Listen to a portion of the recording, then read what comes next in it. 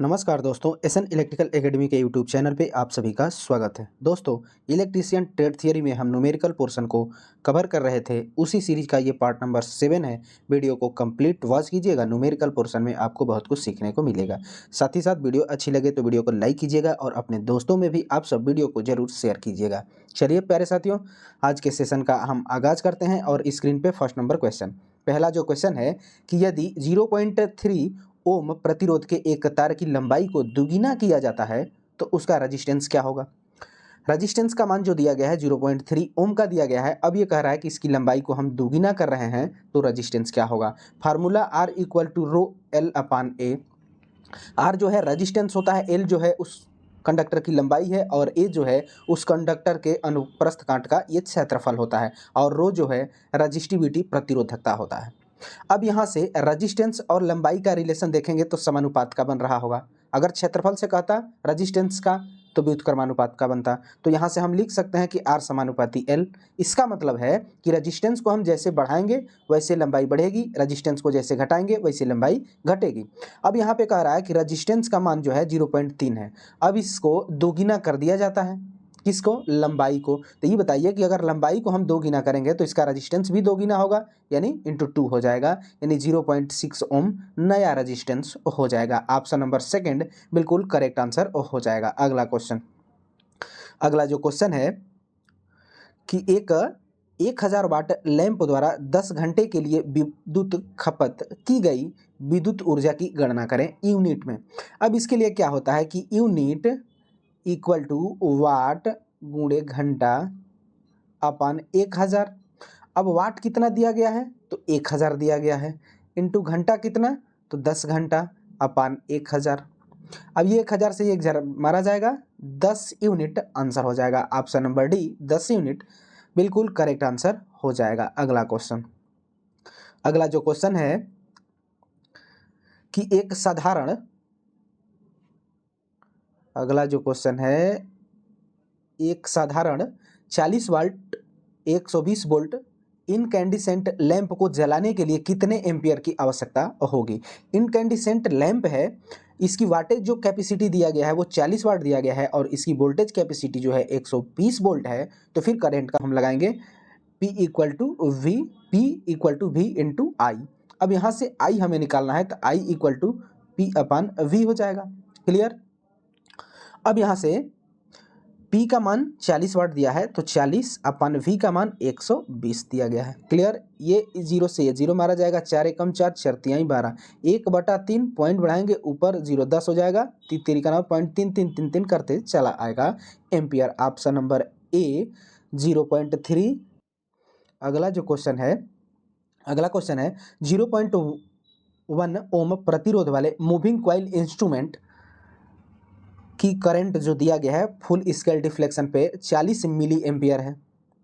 बताइए कि मीटर का उपयोग अगर 20 एम्पियर तक किया जाता है तो धारा को मापने के लिए कैसे किया जाएगा। इसमें इंटरनल जो रेजिस्टेंस की बात किया गया है, ये शंट का रेजिस्टेंस जो है वह 0.1 ओम है। इसका फुल स्केल डिफ्लेक्शन जो करंट है वो 400 मिली एम्पियर है और अब इससे मापा जो जाएगी करंट वह 20 एम्पियर मापी जानी है। तो शंट जो लगाया जाएगा उसका मान क्या होगा।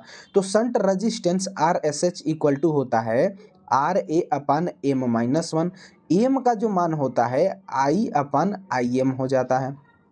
अब इंटरनल रेजिस्टेंस 0.1 दिया गया है, एम का मान I अपान IM, I का जो मान है वो 20 एम्पियर है, 20 एम्पियर अपान IM का मान जो है 400 मिली एम्पियर है। तो 400 और मिली का मतलब है ऊपर हम 1000 कर देंगे, -1 हो जाएगा।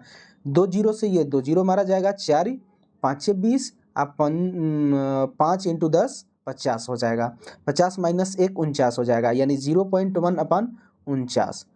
अब इसमें जब आप भाग देंगे तो भागफल जो आएगा वो 0.002 ओम आ जाएगा। ऑप्शन नंबर सी बिल्कुल करेक्ट आंसर हो जाएगा। अगला क्वेश्चन, अगला जो क्वेश्चन है कि 220 ओम प्रतिरोध की एक मोटर 2 एम्पियर की धारा लेती है तो इसकी प्रयुक्त वोल्टेज का मान क्या होगा। मोटर का रेजिस्टेंस जो है वो 220 वोल्ट है और करंट जो है 2 एम्पियर है, तो वोल्टेज बताना है V equal to I R. I का जो मान है वह 2 एम्पियर है और आर का मान 220 है।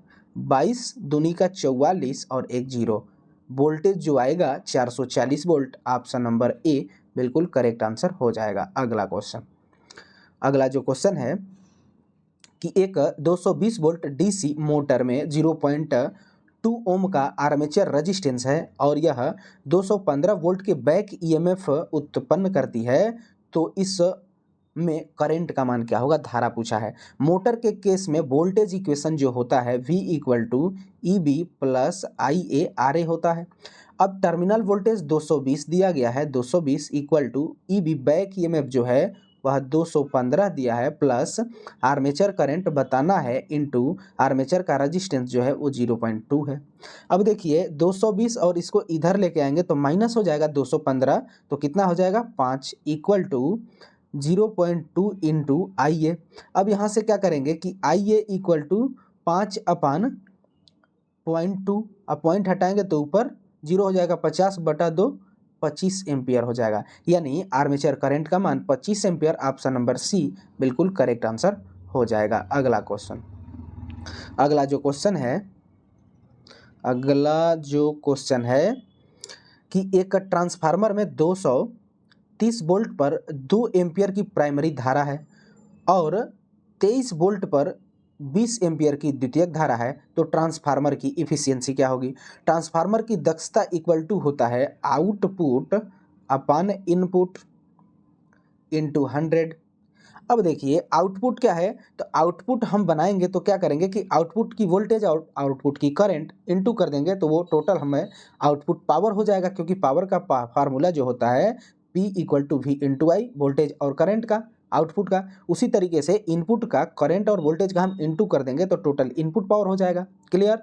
अब देखिए आउटपुट का वोल्टेज क्या है, तो 23 वोल्ट है इनटू आउटपुट की करंट जो है वो 20 एम्पियर है अपान इनपुट की वोल्टेज जो है 230 है इनटू इनपुट की करंट जो है वो 2 है इंटू 100 हो जाएगा। अब देखिए ये 23 से 23 मारा जाएगा, 0 से 0 मारा जाएगा, 2 से 2 मारा जाएगा, कितना बचा 100 हुआ, यानी इस ट्रांसफार्मर की इफिशियंसी 100% हुई, यानी यह ट्रांसफार्मर आइडियल ट्रांसफार्मर हो जाएगा। ऑप्शन नंबर सी बिल्कुल करेक्ट आंसर हो जाएगा। अगला क्वेश्चन, अगला जो क्वेश्चन है कि 100 केवीए ट्रांसफार्मर का फुल लोड कॉपर लॉस जो है वह 1 किलोवाट है, आयरन लॉस जो है 0.5 किलोवाट है। अधिकतम दक्षता लोड क्या होगा, अधिकतम मैक्सिमम ट्रांसफर पावर पूछा गया है। तो यहाँ से हम क्या करेंगे, अधिकतम दक्षता इक्वल टू जो हो जाएगा केवीए, अधिकतम दक्षता equal to kVA under root iron loss upon copper loss. अब इसकी दक्षता, इसकी कैपेसिटी क्या है इस ट्रांसफार्मर की, हमें तो दक्षता ज्ञात करनी है, अधिकतम दक्षता, लेकिन इस ट्रांसफार्मर की कैपेसिटी कितनी है 100 केवीए, तो 100 kVA under root iron loss, iron loss जो है वो कितना है 0.5 है kilowatt upon copper loss 1 kilowatt, तो 1 किलोवाट, किलोवाट से किलोवाट मारा जाएगा, ये पॉइंट हटाएंगे तो नीचे में 10 हो जाएगा, 2 5 10।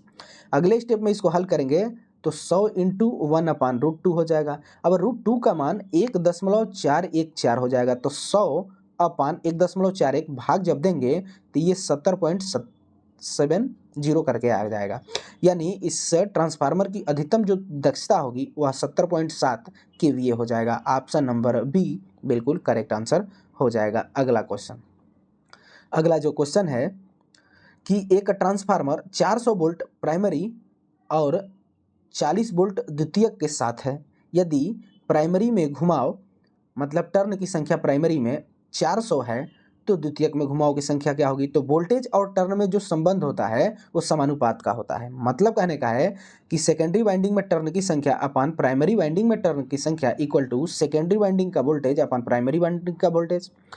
अब क्या है कि हमें सेकेंडरी वाइंडिंग का ही टर्न बताना है, तो N2 का मान हमें निकालना है अपान N1 जो देखिए प्राइमरी में घुमाव जो है वो 400 है, तो ये 400 इक्वल टू सेकेंडरी में घुमाव जो है वो 40 का है, तो 40 अपन प्राइमरी में जो प्राइमरी में जो वोल्टेज है वो कितने का है, तो 400 का है।